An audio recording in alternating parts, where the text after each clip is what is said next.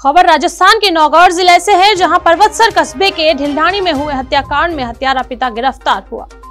हत्यारा पिता कहता था, एक दिन सभी को मार दूंगा। बड़ी बेटी रात में जाने वाली थी ससुराल। पुलिस को बोला, मुझे भी मार दो। नागौर जिले के पर्वतसर थाना क्षेत्र के ढिलढाणी गांव में हुए हत्याकांड के मामले में पुलिस ने हत्यारे पिता को गिरफ्तार कर लिया है। आपको बता दें कि नागौर जिले के पर्वतसर थाना क्षेत्र के ढिलढाणी गांव में सोमवार की रात एक पिता ने अपनी 2 बेटियों को मौत के घाट उतार दिया। आरोपी ने नींद में सो रहे परिवार पर ताबड़तोड़ वार किए, जिसमें आरोपी की 2 बेटियों ने मौके पर ही दम तोड़ दिया तथा पत्नी व दोहिता गंभीर रूप से घायल हो गए।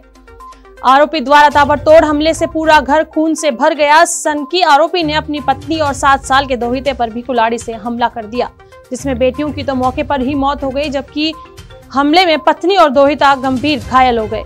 वारदात के बाद आरोपी गांव के पास ही बनी पहाड़ियों में छिप गया, लेकिन मंगलवार देर शाम वह पकड़ा गया। अभी आरोपी पिता मनाराम पुलिस की गिरफ्त में है। मामला जिले के पर्वतसर थाना इलाके के ढिलढाणी का है। आरोपी मानसिक रूप से बीमार है या नहीं, इसके बारे में पहले कुछ नहीं कह सकते। इन सभी की जांच की जाएगी। इस घटना के बाद गांव वाले खौफ में हैं। उन्हें अंदाजा भी नहीं था कि मनाराम जो धमकी देता था वह ऐसा भी कर सकता है।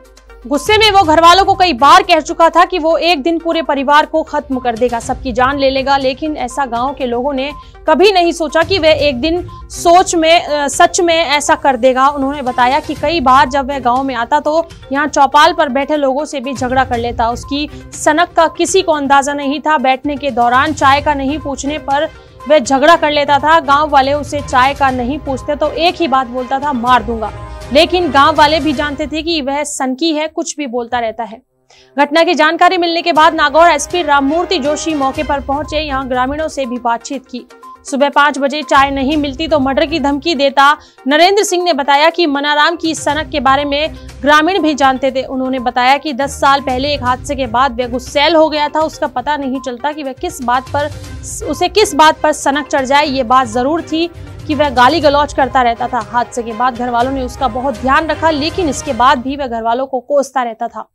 सुबह सुबह 5 बजे चाय मांगता, कहते ही मिल जानी चाहिए थी। यदि थोड़ी देर में भी हो जाता तो चाय से भरा कप फेंक देता और मर्डर की धमकी भी देता था। अगले ही दिन छोटी बहन ससुराल जाने वाली थी, इसलिए बड़ी बहन भी अपने पिता के यहाँ आई हुई थी। बड़ी बेटी ससुराल जाने वाली थी, माँ ने कहा तो रुक गई। वहीं मनाराम का बेटा हजारी दूध की गाड़ी चलाने का काम करता था, जिसके चलते वह सुबह जल्दी उठता है। सुबह करीब 3:30 बजे वह उठा तो उसके कमरे के बाहर कुंडी लगी हुई थी। उसने पहले दरवाजा खटखटाया तो किसी ने नहीं खोला।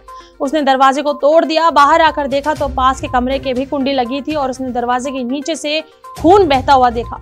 दरवाजा खोला तो कमरे में माँ और बहनों को लहूलुहान देखकर होश उड़ गए। उसने पड़ोसियों को बुलाया और पुलिस को जानकारी दी। उसने पुलिस को बताया कि वारदात के दौरान वह पास वाले कमरे में सो रहा था, लेकिन रात को तेज हवा और कमरे में पंखा चलने की वजह से चीखें नहीं सुनाई थी। मेड़ता रोड से शुभ 24 न्यूज के लिए एजाज अहमद उस्मानी की रिपोर्ट।